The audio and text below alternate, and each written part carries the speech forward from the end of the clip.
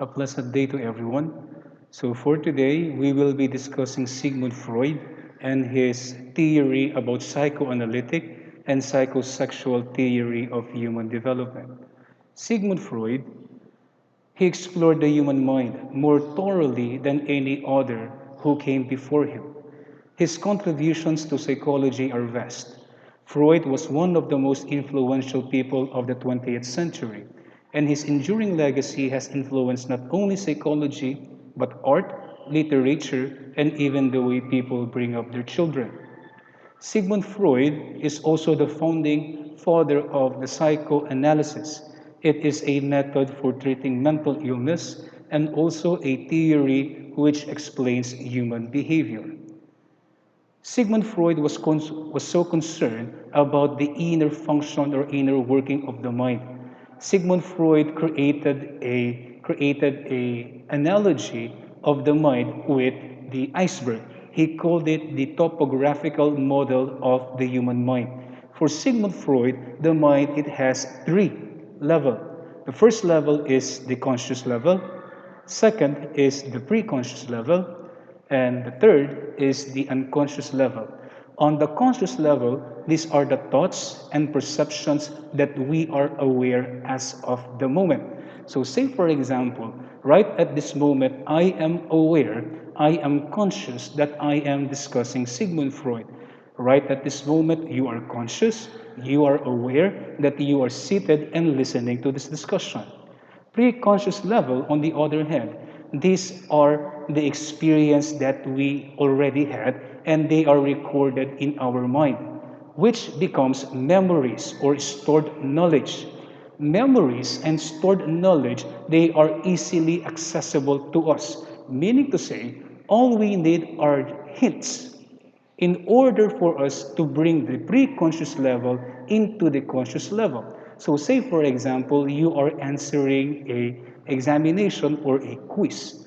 You read the question and the answer to that question is already stored in your mind. And upon reading the question provided you with some hints. That's why the memory or the stored knowledge in your mind was brought up into your consciousness. The unconscious level, these are our violent motives, our immoral urges, our fears, our unacceptable sexual desire, irrational wishes, selfish needs, shameful experiences. According to Sigmund Freud, most of our behavior they are actually influenced by the unconscious level. Meaning to say, we are unaware we are unaware of the factors that affects our behavior in the consciousness level. Take note that human as we are, everything that we experience are stored in our mind. Meaning to say, meaning to say, anything that we experience, they are stored in our mind, and whenever we need them, our mind will supply the information to us. However, there are experiences, there are memories that are not accessible to us. They are in our unconscious level. So say for example, for today, you did already a lot of things. But which among those things, those chores that you did today, you actually remember? It is also important to note that for Sigmund Freud, our adult behavior are actually influenced by our childhood experiences. If I will ask you, what was your first childhood memory? Most of us, maybe they can provide answer, but a lot won't be able to provide answer to the question. Why? Because we can no longer remember our childhood experience. Yung 3 hours, it's difficult for us to remember what we did in the past 3 hours. How much more with our childhood experience? Take note, all those experiences that we have, all throughout our life, they are stored. They are in our mind. But they are just in the unconscious level. Kaya nga, if you examine the iceberg, most most aspect or the huge aspect of our mind, it is underwater. On the other hand, what we are aware of is only the tip of the iceberg. Sigmund Freud also talked about historical determinism. What is that? Meaning to say, what we are now today or our present selves are actually the result or the consequence of our past. Again, what we are today are actually the result or the consequences of our past. Other psychologists after Sigmund Freud also thought that Freud's theory is about psychopathology. In medicine, in science, we have pathology. Pathology is the study of the origin, of the cause of a particular disease or sickness. Because by understanding or by knowing the cause, the root of a disease, then scientists, chemists, doctors, they would be able to formulate a medicine to cure that illness. Now, same with psychopathology. If we are unaware, if we do not know the root cause or the origin of a misbehavior or behavioral problem, then we won't be able to resolve our behavioral issue or our personality defect. That's why the goal of the psychoanalysis is to bring the unconscious into the level of consciousness. Again, the goal of the psychoanalysis theory or psychoanalytic theory is to bring the unconsciousness into the light of conscious, into the light of consciousness. So say for example, we don't understand our fear of the dark. We do not know where it came from. And up until now, we have that kind of fear, which is actually irrational. Why? The origin of that fear could be traced in our childhood experiences.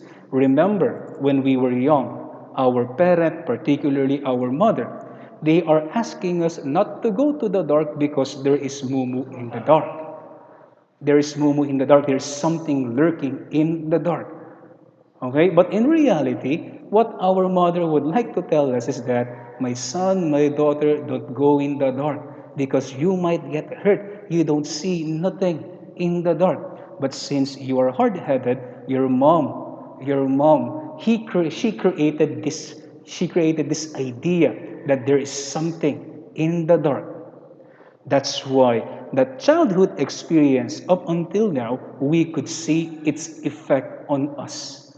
That is the reason why whenever we are in the dark, we think that there is something lurking in the dark, waiting to devour us.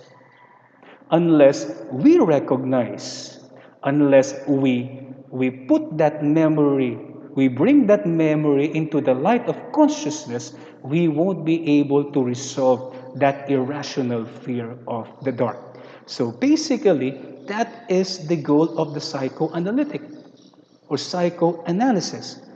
We are analyzing the root cause of a behavioral pattern, personality defect, or irrational behavior, irrational fears.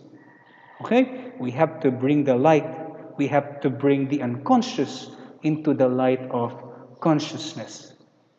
And that is also the reason why Freud said that most of our behavior, they are influenced by the unconscious. We proceed. Psychoanalysis is often known as the talking cure. Typically, Freud would encourage his patient to talk freely. Why? Because what Freud would like to establish is to be aware of the root cause of a behavior by, by the patient telling his or her story regarding their symptoms and to describe exactly what was in their mind. Freud, 1900 to 1905, developed a topographical model of the mind, whereby he described the features of the mind's structure and function. The topographical model was the figure that I showed to you earlier. This is the This is Freud's topographical model, the iceberg theory or the topographical model. Conscious mind. Everything we are aware of is is seen as the tip of the iceberg. The unconscious. It is a repository of a cauldron of primitive wishes and impulse kept at bay and mediated by the preconscious area. Freud later developed a more structural model of the mind, comprising the entities of the id, ego, and the superego. Freud called this as the psychic apparatus. These are not the physical areas within the brain, but rather hypothetical conceptualizations of important mental functions. Later on, we will get to know what is id, ego, and the superego. Take a look at the picture. This is the id, which Freud called as the pleasure principle, the ego, which is the reality principle, and the superego, the morality principle. Let's go ahead and talk about id. Id is the instinct, ego is the reality, and superego is the morality principle. Okay, don't get me wrong. I said earlier that the id is the pleasure principle. Yes, because our pleasure it is actually driven by our instinct. Id, it is the primary source of psychic energy and the seat of instinct, largely unconscious or out of awareness, and it is ruled by the pleasure principle. Do we really need the id? Yes. The id actually it is our survival mechanism. Without id, no one will survive. Again, id is ruled by the pleasure principle. What are the activities or the things that we do that are actually pleasurable? An example of that is eating, drinking, sleeping, sexual intercourse. All of these are pleasurable in nature. Do we actually need the id? Yes, it is for survival purposes. Imagine if we are not driven by our instinct to eat. How can we survive? To sleep. If we are not driven by our instinct to have sexual intercourse, then there would be the eradication or the extinction of the human race because no one would engage in sexual act. That's why, in the first place, eating, drinking, sleeping, and having sex should be first and foremost pleasurable. Imagine if you don't find pleasure in eating, if you don't find pleasure in sleeping, drinking, and having sex. Would you engage in those activities if it is not pleasurable? Okay? The ego, it is the executive that governs, controls, and regulates personality. It mediates between the instinct and the surrounding environment ruled by the principle, reality, ruled by the reality principle. Now, in the ego, let's go ahead and read first superego. It is the judicial branch of human personality. It functions to inhibit the id impulses, to persuade the ego to substitute moralistic goal for realistic one, and to strive for perfection ruled by moral principle. Let's give an example. Okay, so say for example you are in the canteen. Again, eating is pleasurable. And in the canteen, there is a buffet. It's all you can eat buffet. However, since although it's all you can eat buffet, the food that was served is limited. So there is an irony. Okay, it's a buffet, but the food is, or let's say it's not all you can eat. There is a buffet, and you are in the line. Now it's your time to get the food. Looking at the line, there are still a lot of people on the queue. Now, it's your time to get your food. If we will use, if we will only be governed by the pleasure principle or by the id, what we will do is that we will get all food. We will, yung plate mo, it's overflowing with food. Even if you cannot consume all that food. In Filipino term, in Kapampangan's term, we call it masaklo mata. Okay, getting all the food even if you cannot consume it. Now, if we will apply ego, which actually the one who governs the reality or ruled by the reality principle, the ego would tell to us, okay, my needs should be satisfied. However, other people's need also needs to be satisfied. Our ego will help us realize that we are not we our ego will help us realize that if I have need, other people do also have needs. If I want my needs to be met, other people's needs should also be met. That's why the ego would govern or would the ego would control the id and the superego. Here comes the superego. It is the judicial branch or the morality principle. Our superego would say, oh, don't get so much food because there are still people waiting for the line.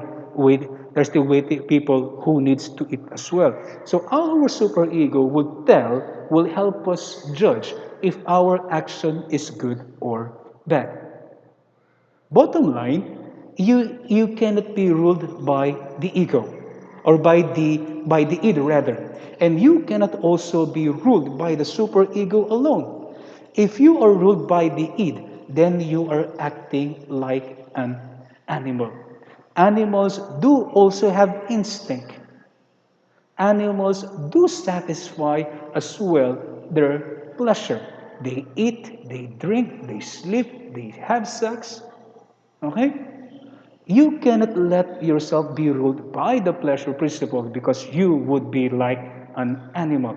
On the other hand, you cannot also be ruled by your superego because if that happens, you will become righteous. You think that you are the one who is right and other peoples are wrong. Now, what is the cue here? The ego should govern or should rule the id and the superego. Let's make an analogy to understand this. So let's say, for example, there are two horses. Two horses. The first horse is the id, and the second horse is the superego. Okay? And there is third character, yung jinete, or the one who controls the horses. Now, without the person controlling the horse, these two horses, they would be in chaos. Okay? One would go to the right, one would go to the left. Okay? It would be chaotic. Now, there is the jinete, or the one who controls the id and the superego. This is the ego, or the reality principle. It is our ego that controls the id, and it is our ego who controls the superego. Okay? In each action we do, we perform, these three are actually working simultaneously. Kaya nga, kaya nga, when you eat, you will think, what food will I eat? Am I on a diet? Is it healthy for me? You were able to think all of those things because of the ego, the reality principle working in you. Okay? Again, you cannot be ruled by your id, you cannot be ruled by your superego. The one governing our personality should be the ego or the reality principle. Freud's theory of the personality. Okay, there's the id. I want it now. Sabi niya. Then the superego, you can have it. It's not right. Then the ego would say, I need to do a bit of planning to get it. It is the ego that balances our actions. It is the ego that should govern the id and the superego. Another example, the id says, I want chocolate. The superego would say, no, you are on a diet. Then, to strike a balance, it is the ego. The ego would say, okay, eat a small bar of chocolate. Pero ang mahirap dito, yes, we'd start with a small bar of chocolate, but eventually we eat a lot of chocolate. Again, we let id took over. Okay, let's move forward. Id. Freud assumed that id operates at an unconscious level according to the pleasure principle. The id contains two kinds of biological instinct or drives, which Freud called eros and thanatos. Going back to Freud's topographical model, okay, isn't it there is the conscious, subconscious, and the unconscious? The conscious would be the ego, the subconscious would be the superego, and the unconscious would be the id. Why? Most of our behavior is actually influenced by the pleasure principle, the unconscious, which we are not aware of. Now, for Freud, the id is consist of two biological instinct. The first one is the eros, or the life instinct. The eros or the life instinct. Eros is a Greek, I don't know if it's a Greek or Latin term for love or life instinct. It helps the individual to survive. It directs life-sustaining activities such as respiration, eating, and sex. The energy created by the life instinct is known as the libido. Is known as the libido. We cannot talk about Freud if we will eliminate libido because for him, most of our behavior are influenced by our libido.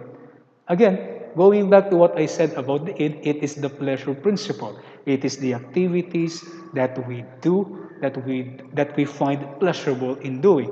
Eating, etc., etc. So that is eros. The next one is the thanatos. In contrast, thanatos or death instinct is viewed as a set of destructive forces present in all human beings. When this energy is directed outward onto others, it is expressed as aggression and violence. Freud believed that eros or strong is stronger than thanatos, thus enabling people to survive rather than self-destruct. So what will happen is that if thanatos is stronger than your eros, you will self-destruct. Why?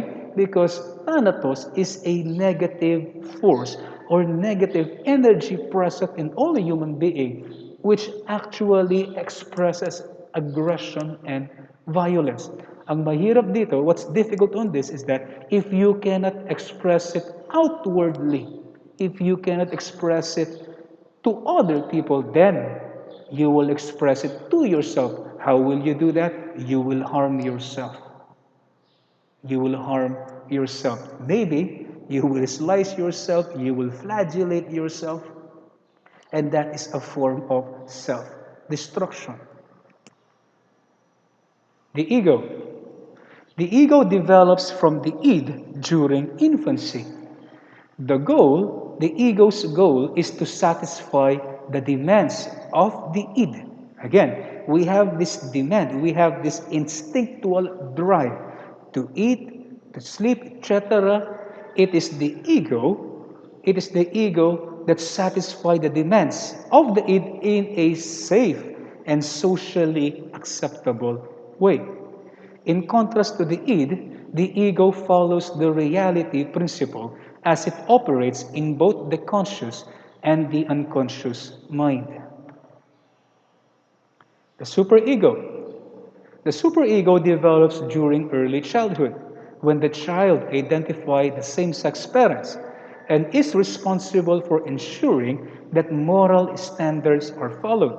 The superego operates on the morality principle and motivates us to behave in a socially responsible and acceptable manner. So we also need superego in order for us to behave in accordance with what is expected from us by the society. The superego can make a person feel guilty if rules are not followed. When there is conflict between the goals of the id and superego, the ego must act as a referee and mediate this conflict. This is what I'm telling about. This is what I told you earlier about the analogy we created with the two horses and the one who controlled the horses. The ego can deploy various defense mechanisms to prevent it from becoming overwhelmed by anxiety. Now, what are the different mechanisms? Repression, denial, projection, displacement, and regression. Repression, it is an unconscious mechanism employed by the ego to keep disturbing, threatening thoughts from becoming conscious. When you repress a memory, say for example, you have this fear. Okay, you have this fear. When our fears are repressed, what our mind is doing is that our mind, it prevents that fear going to the light of consciousness. Because when we become aware of that fear, our normal or daily activities are being affected. Kaya take note, we actually, in our day-to-day function as human being, we naturally forget our fear. We naturally repress our fears in order to function on a day-to-day basis. So imagine if daily you are being confronted or you're being disturbed by your fear. That would be difficult kasi you won't be able to function well as a person. So our mind actually represses those fear. Is it good? Somehow yes, somehow not. Okay? Another. Would you believe I would say that insanity is an escape to a painful reality? Insanity is a escape, or we could say it's a mechanism to a painful reality. Why? Our mind naturally represses painful experiences or sad experiences because we don't like, we don't want those experiences, we don't want to remember those experiences because they are painful.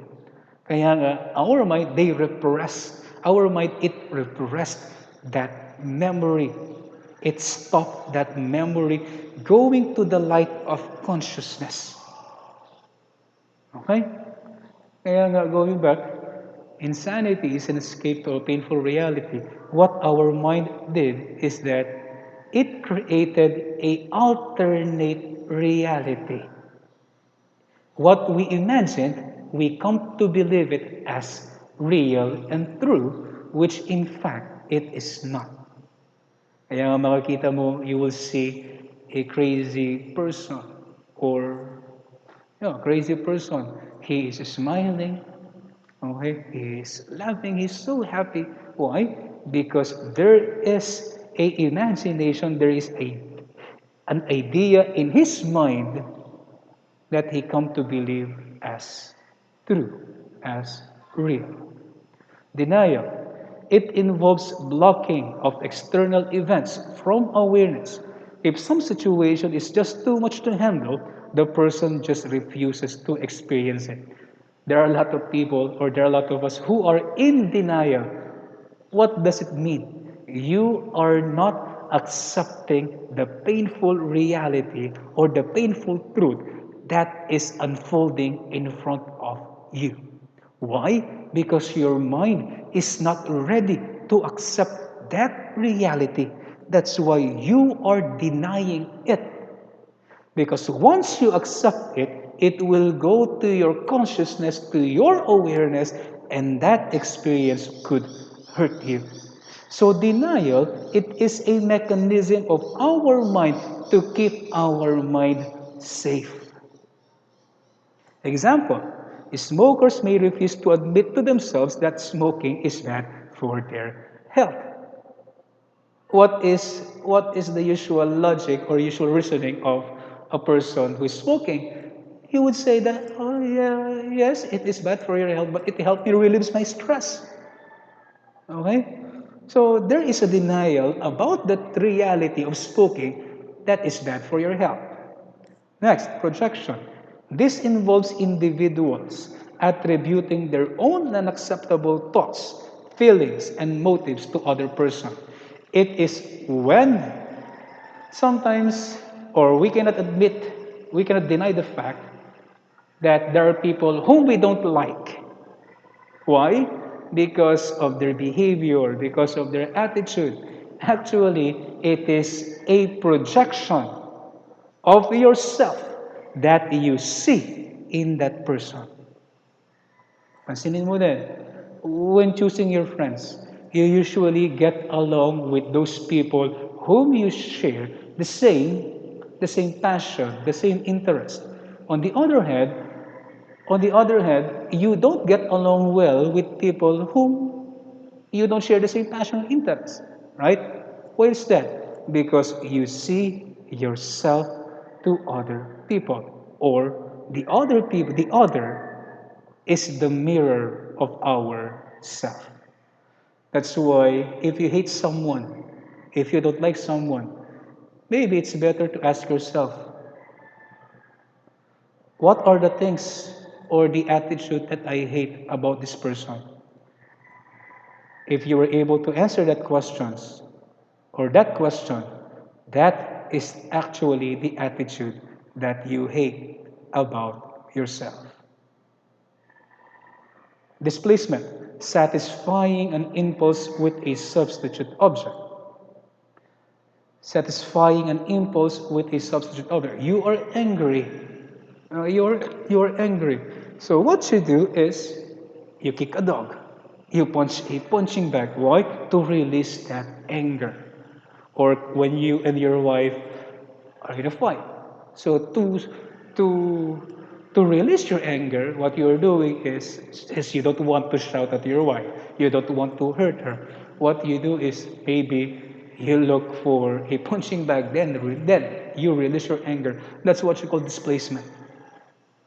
Okay, so for example, someone who is frustrated by his or her boss at work may go home and kick the dog. What happened to this man or to this worker is he diverted his anger to his boss, to his dog. Okay? May kinalaman ba yung aso dito? No, the dog is totally innocent. It's just that siya yung napagbuntangan mo ng galit mo. Regression. This is a movement back in psychological time when one is faced with stress. Example, a child may begin to suck their thumb again or wet the bed when they need to spend some time in the hospital. So those are the mechanism of our mind. Mechanisms are good because they help the human, or it helps us to function as a normal human being. Okay, we pause for a while.